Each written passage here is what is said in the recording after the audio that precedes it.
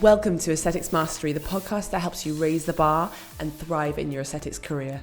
I'm Dr. Tim Pearce, Clinical Director at Skin Viva Training and Skin Viva. And I'm Miranda Pearce, Director at Skin Viva Training. Welcome. How are you, Miranda? You had a busy week. I have, yes. We had the Clifton Academy yesterday. It was absolutely amazing. But I'm super intrigued by this topic, aspirating, because from my perspective, it seems like it just, on the forums, it creates such a kerfuffle. People just worrying about whether they should aspirate, not knowing quite what to do, and also other people who don't aspirating getting very uptight about the fact that everyone says they should. It's really interesting, and I often think back to my previous life in hospital medicine, and I think of the clinical ward rounds and the grand round where they would debate various topics, and I think this is so funny. It's actually such a small little step, and we have really passionate debate about it in the world of aesthetics. So I'm looking forward to going deep in it and understanding a bit more, explaining a bit more to people so that you can weigh up this issue and decide what's best for you in your practice. Do you think the reason that they get so wound up about, as you say, something that sort of should be sort of relatively simple is because you just have to do it a lot, and people kind of don't want to do it a lot, so they find a way?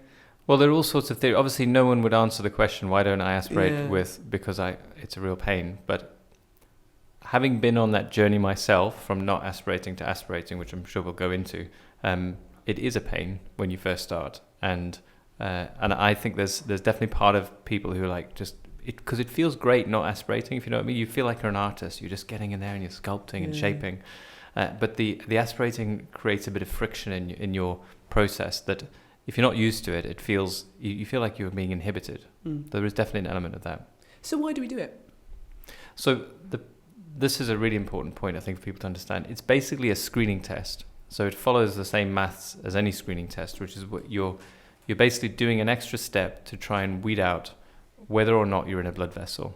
The theory is, if you've got the tip of your instrument, be it needle or cannula, inside a blood vessel and you pull back, that hopefully you'll get blood back in the syringe, which will give you a clear sign that you shouldn't inject because you're in a blood vessel. Unfortunately, it's much more complex than that, because there are lots of things that can, as with any screening test, you get false negatives and false positives, and that's where all the debate lies, which is, does it mean anything because you get blood back in your syringe? Does it mean anything because you don't get blood back in your syringe? And this is the bit we've got to kind of thrash out. It's trying to figure out whether it's worth taking this extra step. Have you always aspirated? It's something you've always done?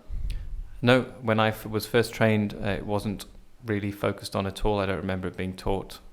So I went off, when I first started injecting, not aspirating at all. And my journey towards aspirating was actually largely to do with training. And I suddenly had to look at everything I was doing and thinking. When you began training? Yes, when I started training other people. It was actually, we didn't have a training school. It was the first doctor who I mentored.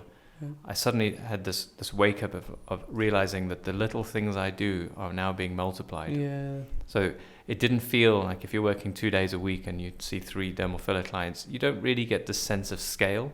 And then I suddenly woke up and realizing it's spreading. These little things that I do, now other people are doing them. And I thought, I better get really, really safe, or the things I do are going to be, the bad things that I have, or the things I haven't been doing, are going to have an impact somewhere downstream. I may never know about it, but it's basically something I could have prevented. The ripple effect. Yeah. That's interesting to me. So I think with any procedure that we do in life, the more sophisticated it becomes, the more we need to lock it down, almost like write it down, do a flow chart and kind of get serious about it. And I know this really had an impact on me a couple of years ago. I learned that pilots and the people in a surgical environment literally have the most basic of lists, which say, switch this switch on, steer slightly right, or whatever it is.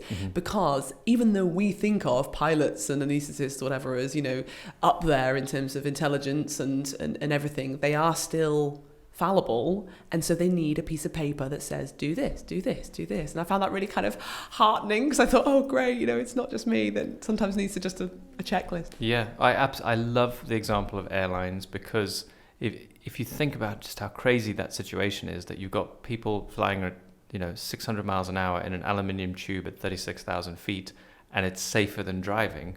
How the hell did you manage to achieve that? Well, the reason is because of the tiny little details. And they have this wonderful process of every single air crash that ever happens, that crash is analyzed in detail and it's fed back, and the entire system changes so that doesn't happen again. So virtually every crash there's some learning, and they change the design of aircraft and they change the way they do air traffic control. They are always on the hunt for the 1 in a million event that they can prevent. And why not absorb that as an aesthetic practitioner? I mean, until you actually deal with a complication you've caused, you have no idea what a dark place that is. Like, it really is miserable to be sitting with someone whose face is damaged or injured because of something, because of a procedure that they requested, and maybe you did it your best shot on that occasion, but you really don't want to ever go there again. And I challenge anyone to find a case where there isn't learning, where someone's been hurt, because I think there's always a way that you can do better. And aspirating has been part of that for me. It's not the whole story. That's one of the key things I want to get across, but it's one of the many steps on your checklist that chip away at risk and make patients safer, which is what we should all be working towards all the time. So what are the factors that lead to whether or not aspirating actually works?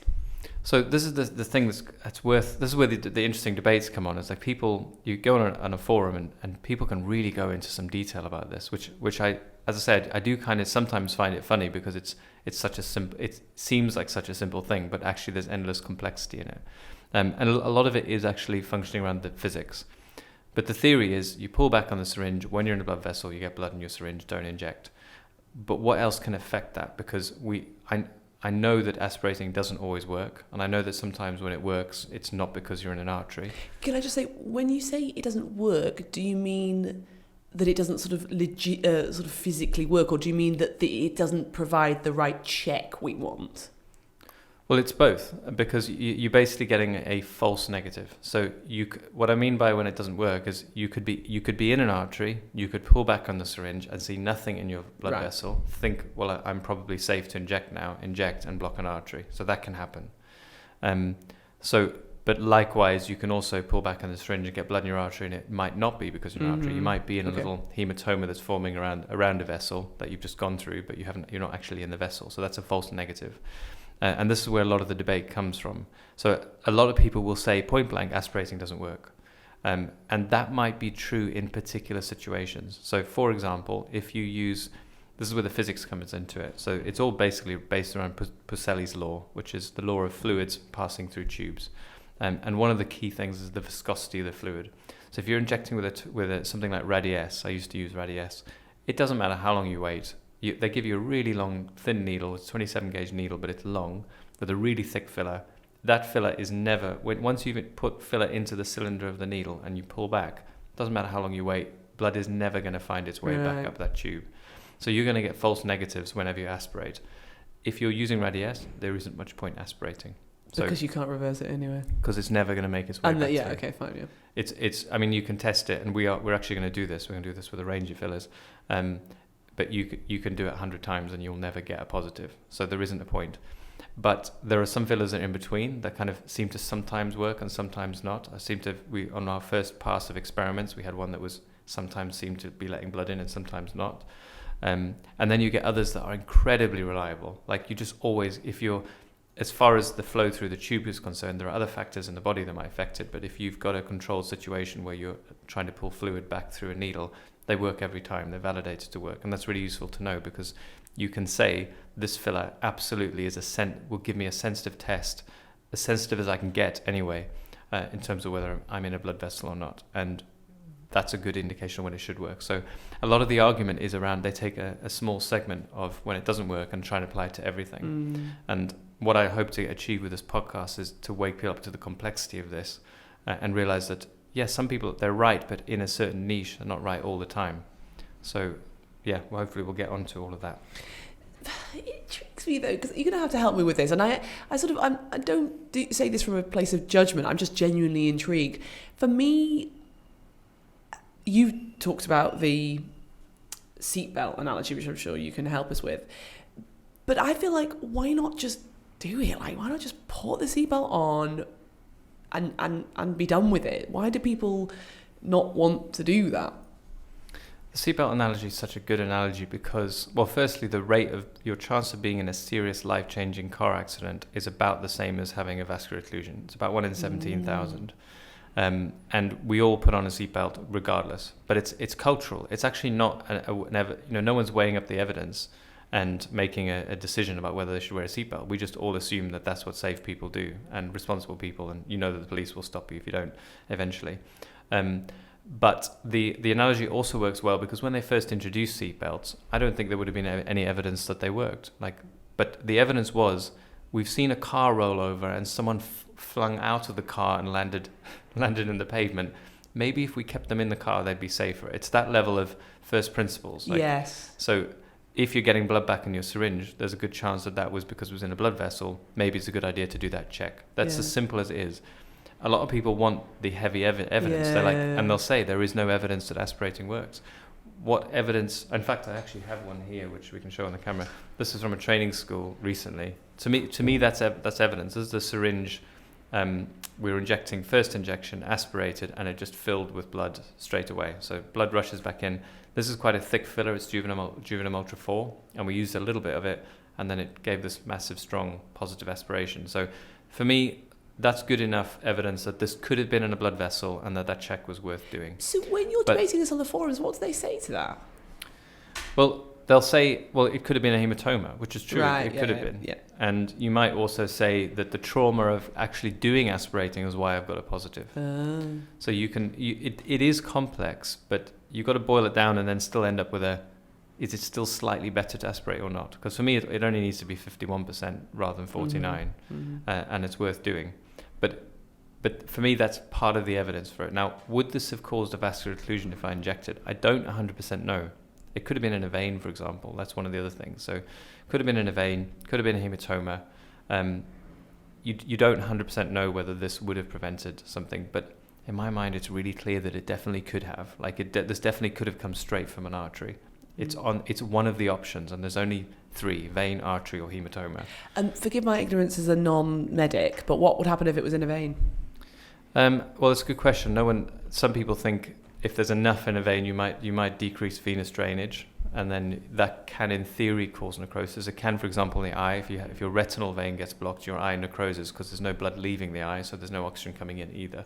So there might be something in the face, but there's so many tributaries, so many connections, that it's quite possible you could inject into a vein, and even if it stayed in that vein, it wouldn't necessarily prevent blood leaving because they'd find another route. So it depends on the vein and the position. And my gut instinct is it's quite unlikely, but theoretically possible that you'd cause necrosis. I think you'd cause other symptoms like a general puffiness, maybe decreasing drainage, so that you had a bit of swelling or a dusky color, different color, but all the way through to getting not enough oxygen so that the tissue dies seems certainly vastly less likely than injecting an artery. Depends how much you inject. Do you think the non-aspirating lobby of people, or the group of people, do you think they're a bit just irritated? Do you think they just think that you guys who aspirate are a bit like nanny state, kind of like wearing a bicycle helmet? Yeah, a bit kind of like, oh god, the world's gone mad, there's no evidence for this. Either provide me with the evidence or stop nannying me. It's hard for me to speak for those people because they'll have a different view, and these are not stupid people. No. Like they've thought about this, they have their opinion. I can surmise that there are things going on. Having been a non-aspirator, yes, I can reflect on the sort of things that may have stopped me from moving in that direction. And certainly one of the elements is a pain.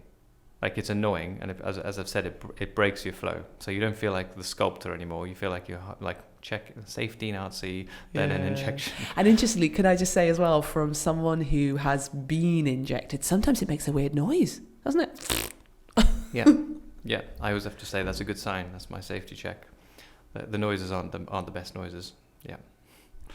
But yeah, that transition. So I think if you've never been trained and you've been injecting for 10 years, and maybe you've never had an occlusion, because that's possible. You can go a long way with safety things that have nothing to do with aspirating. Yeah. But we're trying to prevent a 1 in 15,000 event. So this is the other thing is you see this. We often talk about beauty therapists on Instagram who seem to be doing horrendous injection techniques. But they get away with it for a substantial amount of time. Now, I don't know how long that time is. I'm sure it's less. than if you're injecting more safely according to the anatomy. But you can get away with it for a while. And that might create this sense of false security that this isn't going to happen to me. I've been injecting for 18 months. I've seen 150 or 300 patients and I've never had a problem. And I think there's something emotionally that makes you feel, but beyond like even 3 or 4, you start to get a sense of confidence. Yeah. But really, as I say, this is for me, it's a once in a 10-year event. I've actually treated someone only once in 10 years. It's very easy to get into a frame of mind that this isn't gonna happen to me. Yeah. And now I have to do this extra test when I've never had a problem in 5 years of injecting, whatever it is. So when you occluded someone, that obviously you did aspirate, didn't you? So Yeah. that was the one example where it didn't work. But I've also had probably 120 positive aspirates. Oh really? Yeah. So maybe 10% of those were occlusions. I don't know. Yeah. So that's interesting. That's super interesting. So tell me, I was interested in what you said for those people who say they don't need to aspirate. You said something about potential trauma by doing the aspiration. So that's actually the most common reason I hear not to aspirate, is that it causes more trauma than it's worth. And I think I know where that comes from, because we train people to aspirate, and I see people at the beginning of their journey trying to learn to aspirate, and it's sometimes not pretty, right? Because it's fiddly. You're trying to move the syringe around. You're looking at. There's multiple things going on at that point of injection, where you're trying to hold your position. Your patient's moving slightly. You're trying to decide how much filler to inject and aspirate, and you haven't necessarily done that sequence of movements ever in your life. So it's fiddly. The needle skids on the bone slightly. It can look pretty unpleasant compared with just putting the needle in and injecting, which is actually why we do it on models now. We do it on these little silicone models. Yeah. But it's still, I can totally understand why, if you're at a training school trying to get someone started and you're trying to teach them to aspirate and you're using, real people, you could easily convince yourself that this is not a good thing, because it may not be in that scenario. Like, it actually, there is, I think, is actually not, you're not necessarily wrong in that moment in time to say that it causes more trauma than it's worth. But I'm always thinking about the big picture in the long run. Like, what's going to happen in the next 10 years if you never aspirate? Yes, it's going to be a little bit more uncomfortable for the model in some occasions if they haven't got it on the silicone head yet. But that's still better that if they go away and inject for 10 years, that they're doing it as safely as possible. And what about, in regards to the trauma situation, I'm thinking about that moment when we aspirate. What about this debate that happens around the 10-second rule? So yeah, this is also where I think people flick to extremes. So they're saying it doesn't work unless you do it for 10 seconds. Right. So that's one thing you hear. So most of the aspirating you see happening, it doesn't mean anything anyway. That's not necessarily true. That's related to Pearce's law. Now, the longer you aspirate, the more sensitive your test, but also the more false negatives you'll have. When you say the longer, do you mean you obviously do the actual action, then you mean the longer you wait afterwards? Yeah, so you pull back, you create negative pressure in the syringe, and then you're standing there waiting. Now, that's the longer you wait, the more chance that the blood that you get into that syringe is going to be from some other source other than inside a vessel. Because this is one of the things. So you might, and this is only theoretical, but if you're standing there for 10 minutes and the needle's moving slightly and there's a little bit of trauma going on with that needle and you get a bit of bleeding around the vessel and then you suddenly get some blood back in your syringe, well, it's because you've been stirring around with your needle tip. But I don't understand then, why would anyone say to aspirate for 10 seconds then if it's actually just creating a false negative? Well, it's not. That's a slight down. I don't think that the increase in false positives is huge when it's 10 seconds. False positive, apologies. False positives. I don't think it's a huge increase. It's just that it's one of the factors that starts to creep up. The longer you aspirate, the more chance that it might come from another source. So how long do you aspirate? It depends. Well, the honest side, I think you can have a rule and say it's 10 seconds. Now, I know from some really highly skilled injectors I respect that they'll say things like, no one's got time for 10 seconds for every injection. I'm doing a full face here, and this will literally double the length of the procedure. So I think there's something around reflecting on your different products and how sensitive they are. And I happen to know that if you don't aspirate for 10 seconds with Juvenim Ultra 2, then it's probably not going to work. Like, there's no point in not aspirating for 10 seconds in that particular filler. But if it's Juvenim Volbella, it works in a second.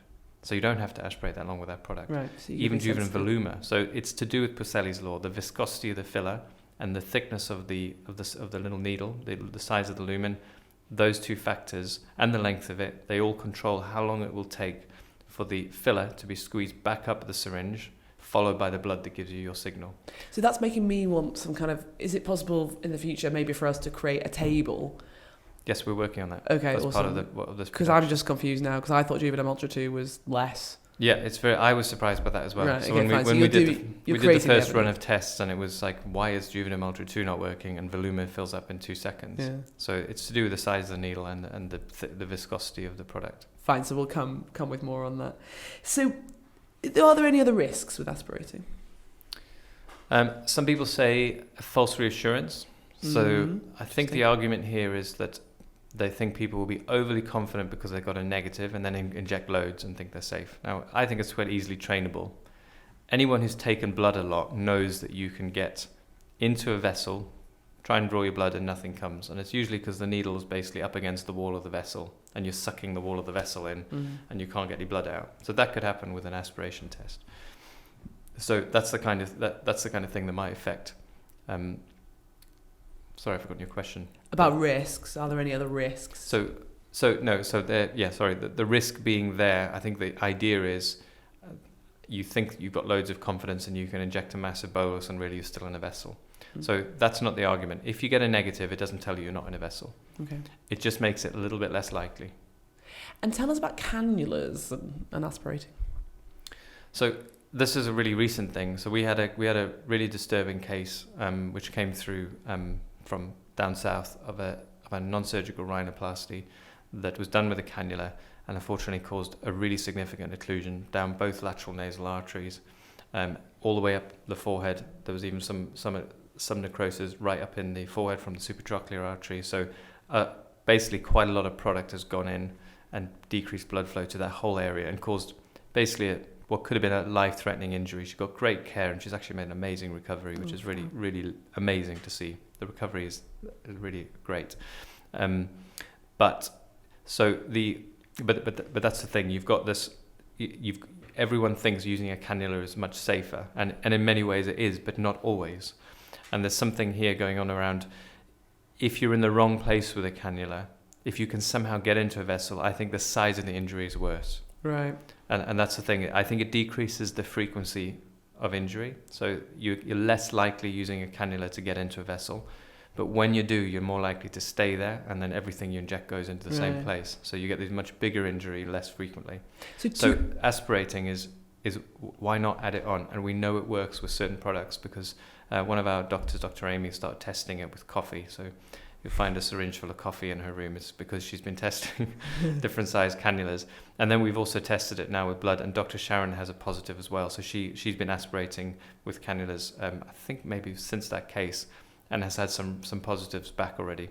So it definitely works with some products. And if you're using a very thick product, it's not going to work. I don't think Juvederm 4 with a 27 gauge needle is going to aspirate, but I know Voluma does. So different products work, and we need to test that and get back to everyone with that. So we'll test it and we'll provide the evidence. But I think there's a general lesson coming across here, which is as you progress in your career, I suppose the whole of your career is a test to some extent, and of course you'll add things onto your procedure, but to be conscious about it and say, with going back to the pilots, I have a list of my safety belts that I'm using, and once I've tested it to my satisfaction, it's going on the list, and I'm not going to mess around with it. It's, this is now a safety belt that's going to help someone not get that horrible necrosis that we've heard about. And just remembering that you're changing your risk from maybe 1 in 15,000 to 1 in 25,000. Yeah. So that when you actually multiply that out of your career, you may only prevent 3 occlusions, or depending on how busy you are. But is that worth it? I tell you what, once you're in that situation and you're trying to reverse someone, or maybe they don't come back in time and they actually get a scar, you will know that it's worth it. Yeah. And can I just ask a question slightly off topic, but it came to me and I couldn't sort of go beyond it, which is, in the case of, let's say you're injecting a nose with cannula, and now you've, let's say you either aspirate and you get the, and you don't know that you've done something wrong. Can you just give us a little tip about how you could not let that person out of the room until you've checked that they're okay? So are you suggesting I've made the diagnosis or not made the diagnosis? So no, you have. So you thought everything's fine. Let's say you were aspirating with your cannula and you didn't get the the flashback, I just feel like, can you just give us a tip so that does not happen, like so that we try and not let the person out of the room. Well, I've been recommending this for a long time now, which is just routinely I actually do it in the consent process. Once you've scared them by saying you might get a blockage in your artery that could cause a scar, you then tell them how you're going to reduce the risk of that. And patients love this journey. I always say that a good consent process has a cadence from terror to reassurance. So you might get a blockage that could cause a scar, but I also have an injection sequence which reduces the risk. So I'm going to aspirate. It might be one of the many things you do on that list. And then I'm after the procedure, I'm also going to check your blood flow. I do that with a simple test where I compress the skin and then I observe the blood flowing back into it through the capillary refill test. And once I've seen that, I can be reassured that you have normal blood flow to your skin. So patients are like, oh, that's scary. Oh, you've got a way of checking it. That's great. And it sounds so professional, doesn't it? Expert. Yeah. So patients like hearing it. It builds trust. And most importantly, then you have to do it. You go at that point where you've told your patient what you're going to do to reassure them, particularly when they're nervous. It's actually one of the reasons I quite like nervous patients, is because they drive you to like be certain in all the components of the treatment area. So if they're nervous, you need to do that test, show that you can make it more real. You can show them in a mirror, show them that what a normal capillary refill is. They become an educated patient who even knows what you're talking about when you say, is capillary refill normal, when they message you at 1 a.m. or whatever. So you show them, you tell them what you can do, you check before they leave, you then make a note of that. Great example on the forum recently where someone actually had a video of it normal. She'd caused a hematoma, then videoed the capillary refill, which is normal, which is so useful when actually a few hours later the capillary refill was slightly slower, but she had a big hematoma. So the hematoma was causing the decreased capillary refill, and you can say, I've got evidence that the artery wasn't blocked when she left. Yes. It's only slightly slow now, and she's got a bigger bruise. So I feel okay with monitoring this rather than emergency reversal time. But all of that strikes me, coming back to this pilot stuff, all of that strikes me as just so deeply professional and safe and makes you feel better. Because we know, don't we? This is why all my mindset stuff is so important, that we know that it's incredibly, like, it can really wind you up, this environment, especially if you don't feel you've got people around you to help. And so I know, obviously, at Skin Beaver Training, we've got the beautiful Skin Beaver Trainee Network where we help each other on Facebook. But, just you can help yourself is what I'm trying to say, by doing all these steps, saying them out loud, and aspirating and checking capillary refill and stuff. I think it's so powerful. It's so simple but powerful. Yeah, I totally agree. So you've obviously explained how long you aspirate for. Tell us about lips, because I think that's another contentious area. And you sometimes see people on forum kind of seemingly demonstrating their knowledge around aspirating on lips. So what's your position on it? I've had tons of positive from lips, and we get them in the training school as well. But why don't they want to? Well, it's similar reasons. Is it more painful? Does it cause more trauma? I think, well, one of the things, by the way, just to go back to that point of does it cause more trauma, is once you're practiced at it, it becomes seamless. Like the way I aspirate now compared to when I first started, it's almost hard to spot it because it's built into my. I've made an efficient way of doing it through tons and tons of practice. So it's a little aspiration, little weight, then inject. You're not seeing fiddly, painful, like twisting the needle in the lip and stuff. Now, if you're at the stage where when you aspirate, you're twisting the needle in the lip, well, you're not going to want to aspirate again, and you'll think, geez, this is so painful for my patient, I'm not going to do it next time. And I think you need to go through that pain, master the process, practice in other ways, like practice not on your patients, and I'm going to demonstrate this later in this podcast or on the video, how to aspirate so that you can get the key concepts and do it in a less painful way. But I think that's the main thing with lips, is it sometimes is painful and looks. So there's worse. They do. I thought. I mean, to be fair, I can't remember in detail, but I thought they had some kind of scientific reason that they. Well, you can make anatomical arguments not to aspirate. So, for example, if you're using, I've heard it said, if you use a 4mm needle, that may not be deep enough for you to ever be near a vessel. They're also really sensitive at aspirating 4mm needles. Because of Pucelli's law, it's a short needle. You're more likely to get the blood coming back up. I don't know if I'd necessarily buy that. I think you can compress, and there might be little branches that are superficial. So I personally, I don't think you'd lose anything. But those are the kind of arguments people make. You're too far from the vessel. The filler doesn't let you aspirate anyway. It causes more trauma. So why would you do it? So, you are sitting in the clinic, you have been doing your aspirating for 3.5 years, and you get your first blood. A couple of things about that. How do you sort of manage yourself in that situation? Because it can feel, people, interestingly, my interpretation is, oh, well done, great. But actually it can feel like, oh my God, I've had a thing, oh God. So how do you manage yourself? And then how do you manage the patient as well? How do you say, yes, I now have your blood in my syringe? Yeah. So it is interesting how people go both ways. Some people go into a moment of terror.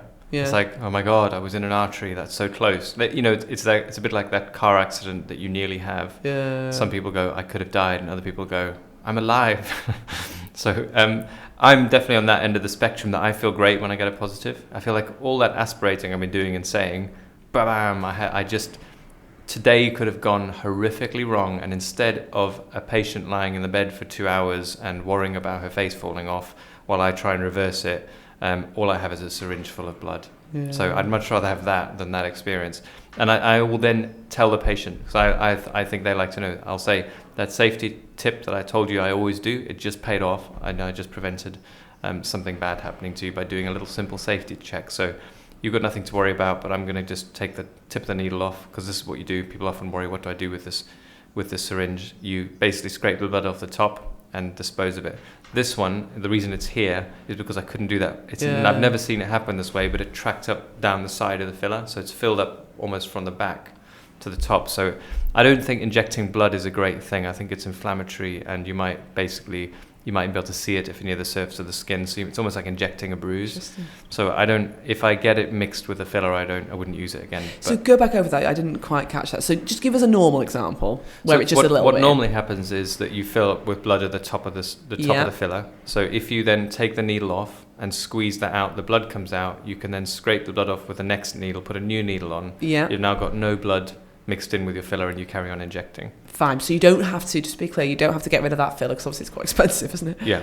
The exception being in this case, I've never seen this happen before, but it tracked all the way down the side of the filler. I think it was a good strong aspirate by my delegate, and then that basically mixes with the filler. And I thought, you probably could inject it. It's just their blood. It's like some free PRP, but it's not spun down. So I just think it's a little bit more likely to just not be good. It's an unknown territory, and you may as well not take the risk. Yeah. Well, I know it's not going to cause a major problem, but it's also not. I just don't want to create a more sore area, and I don't want to be able to see the blood. I don't want to bruise if I'm near the surface that I needn't have had. So it's that kind of thing. It's just slightly better not to. So in answer to my question around how do you sort of manage yourself, maybe try and flick into what you just said, which is, oh, well done me, this has paid off, and then talk through with the patient. Do you think you get away without talking through it, or do you think it's better just to crack on? Oh, you can definitely get away without. I mean, if I'm really busy, I don't go into it. I'm like, I'll just go and change the needle and carry on. But if you've got someone who you've spent a long time consulting to get their trust, and you tell them how safe a practitioner you are, it's a great time to reaffirm that. Yeah. Just so you know, that test I told you of, it's worked. So there are many injectors who don't do this, and perhaps you would now be in a different situation. You could say that. Just a small observation, if I may, around having seen you work and having heard your reflections about how clients treat you. One of the big things they often say, and I've seen this happen, is you'll do like your amazing consultation mastery and like a big consultation, and then they just go, yeah, I'll have all of that, all 15 syringes or whatever. And then when you ask them later for a reflection, like, why do they do that? They say to you, well, you seem to know what you were talking about. And that seems like a throwaway comment, but actually I do think that whatever we can do, whatever clinicians can do to build up that picture, that credential, it's like you've got your name badge, you've got your certificates on the wall, and you've also got every little moment where you showed them that you were an expert. Absolutely. And it builds up this picture. I don't know if I've talked to them on this podcast, but the 3 different types of trust, one of them is competence. They need to trust in your competence. And you can get that. Some people trust your competence because you've got a great image from a professional photographer and you're looking like a doctor. Which is fair play. Which is fine. Yeah. But I don't think anything builds trust more than actual practical demonstration of the things that you're doing specifically for them to keep them safer and to adjust the treatment. So there is a normal way of doing this treatment, but because of your face and because of what you've said, I'm going to tweak it slightly. That's a moment of, okay, this is an expert. Yeah. And you don't even know until you've had it said. You might think, oh yeah, trust this person, 10 out of 10. Then they do that and you're like, actually, you know what, this is even higher. Yeah. I obviously was more like 8 before. Now I'm at 9.5. And from my reflections on the phones as well, because obviously I've spent many years sort of booking people in, is that people will hook on to little things like that. They'll say, oh, and I really liked, Dr. Amy or whatever, because she said this one thing where she said, do you know what, I don't advise treating you that thing that you wanted. And I thought that was really good. And they hook onto these little one-liners. And I think things like that, or another example might be that if you really talk a lot about sort of cleansing down the area and things like that, then you get a little brand as someone who is super hygienic. So kind of build up your brand. I think with these moments, it's an opportunity. Okay. Yeah. Back to the science. Okay, so how are we disposing of this blood now that we've got? I'll just put it in the sharps bin. Yeah. Okay. And then and carry on and take a picture of it and share it on the forums, and just to show people who still don't think it works, they can see one more little case study. Yeah. Okay. Fair enough. And can you? I mean, just to kind of go back on this incredibly important point, can you cause a VO even when you've aspirated? Yeah, absolutely. And it's back down to this: what's actually happening with that needle tip. So if you have a needle in a vessel and it's not touching anywhere else and there's plenty of blood around, and you aspirate and it's a low viscosity filler, you'll probably get blood back in. But there are lots of variables that can change that so that you don't get blood back in. The simplest one would just be that you're up against a blood vessel wall, so that as you pull in, you suck the wall against like a little valve. You don't get blood back in as you inject straight into the artery. So nothing's 100% a sport. It's important your patients know that as well. And it's most important that you know that, so that you've always got that little door open of could it be a VO, because you'd much rather have that question than not even consider it. It must be a cold sore or something, and then you leave it too late and you miss the boat.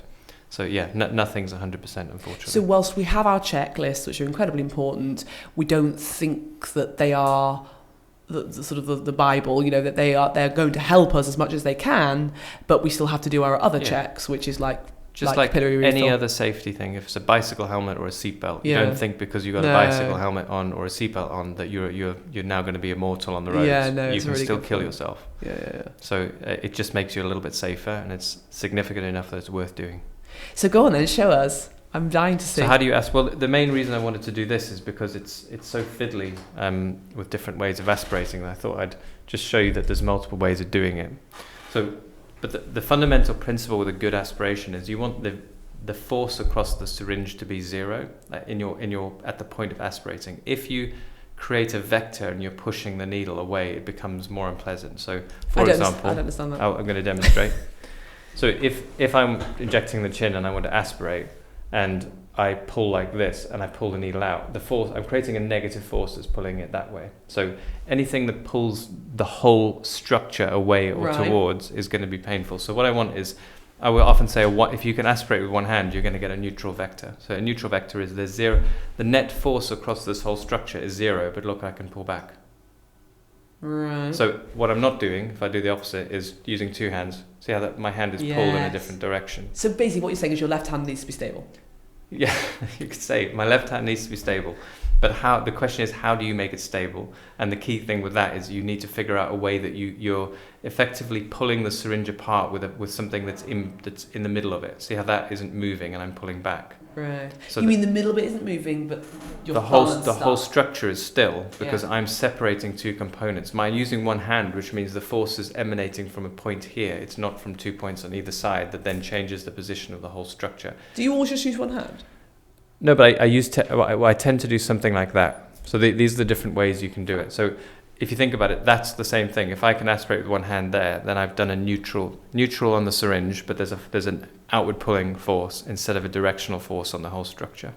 So one hand is a shortcut to achieving that, because if you're just using one hand, it's very hard to pull the whole thing in a weird direction because you're just trying to do that. Yeah. So as soon as you apply two hands, you can still do it, but you've got to try a lot harder to do that. And it's especially when you first start, you tend to pull slightly harder with the pulling hand.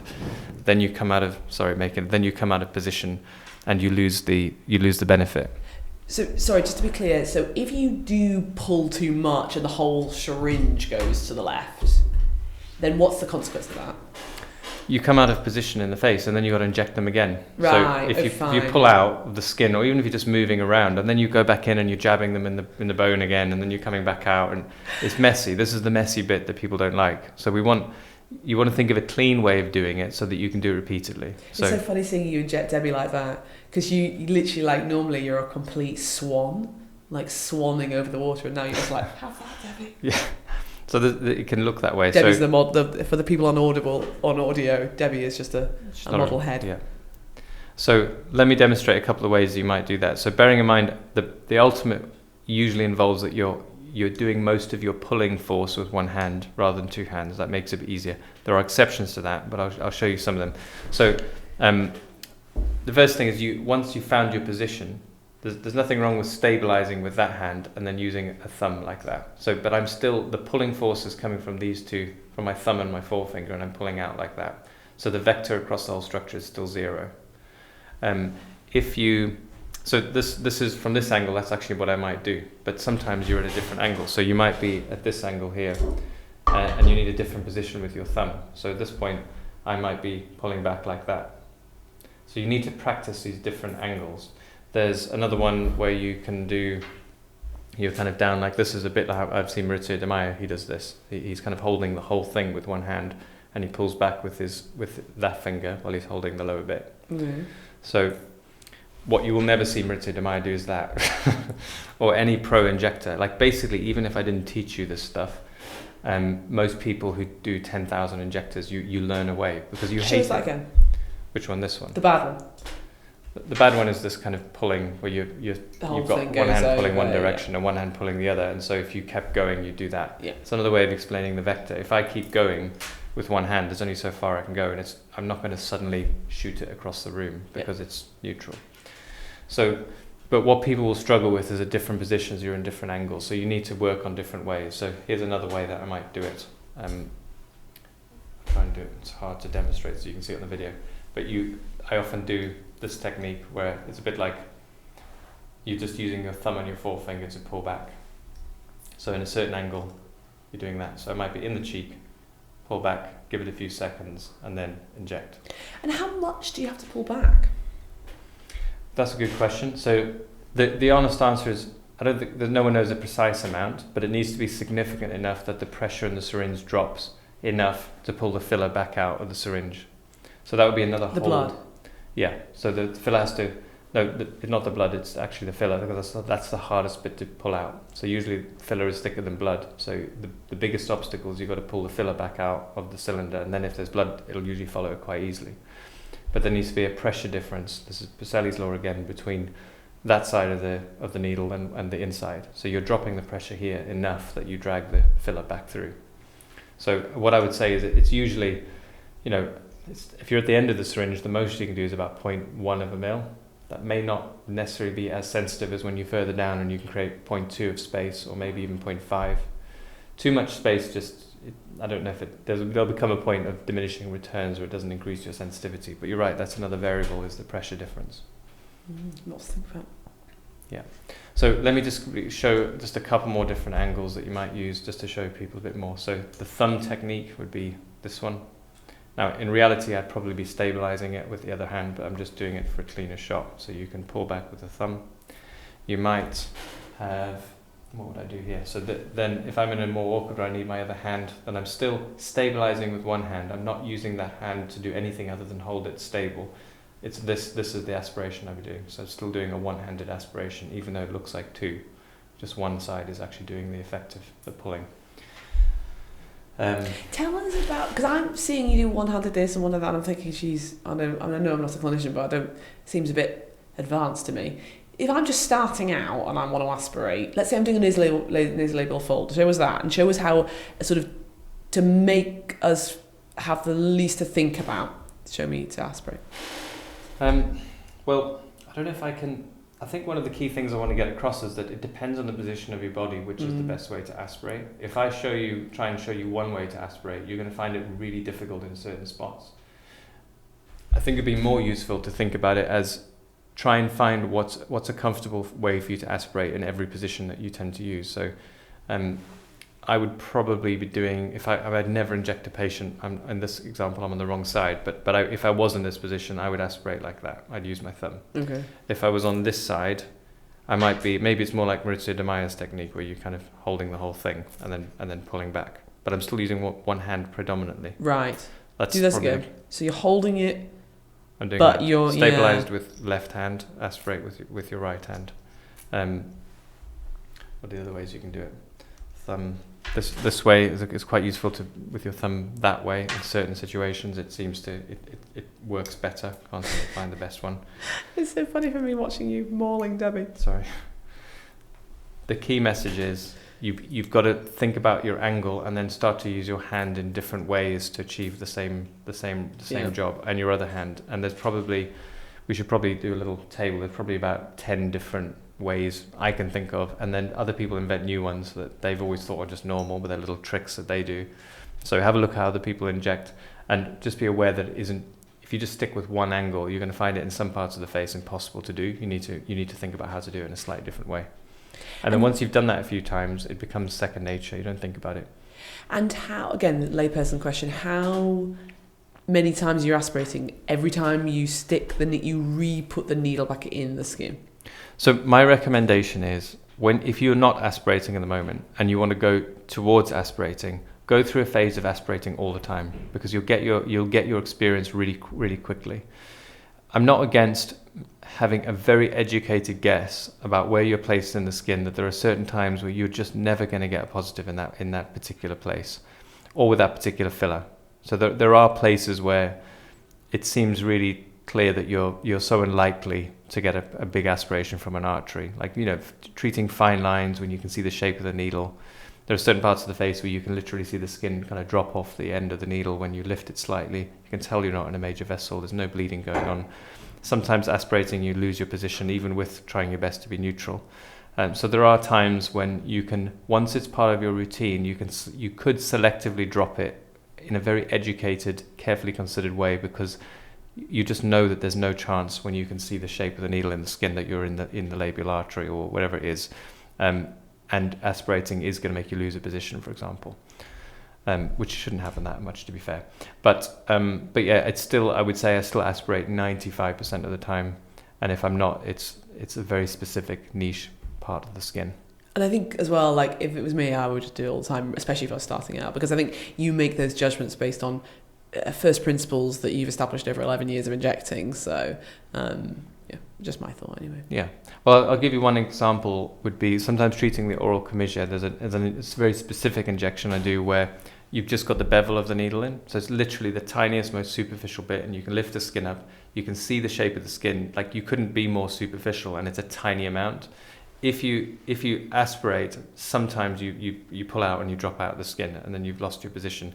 And so you're so superficial that I know the position of the artery because I've seen it in cadavers. That's one of your points, I suppose, in terms of your knowledge. But I'm really certain that if I inject there, that there is no artery. It's in the wrong place. So that's one of the rare occurrences. But I still aspirate 95% of the time. So these are very much exceptions. They're not the norm. Fab. And tell us about your experiment that you got going on. So what we're going to do is get as many different types of filler as possible, and we're going to stick a needle into me, and we're going to try some directly into my arm. So we're actually going to stick a primed needle, so there's already filler in the cylinder, and see if we get blood back with the different fillers that we use. Then we're going to try the same thing with cannula, and we're also going to time it. So I want to see how long it takes to get a positive for the different fillers, because I know there's a big difference. So I think it'd be really useful to see how many seconds it takes for the filler to actually come back. Oh my God, I didn't know you were doing that. That's amazing. Yeah, should be quite interesting. Anyone who likes to see me in pain. The don't aspirate lobby might be up for it. Yeah. Well, either way they they'll gain they something. win. Yeah. Yeah. Fab. Right. Okay, thank you so much for that. It's been super useful, and I think it's definitely an area that causes contention. So great to explore the different elements, sciencey and non-sciencey as well. So thank you very much. Okay, thank you. If you've enjoyed this podcast, then please let us know by sharing and liking, and letting us know in the comments as well. Is there any other suggestions that you'd love for podcasts then? Yeah, you can leave a review on iTunes as well. That's really great to see. I know there's a few reviews popping up already, and I don't think we asked that much, but people are reviewing us, so really appreciated. Thank you very much for watching. Yeah. Thanks.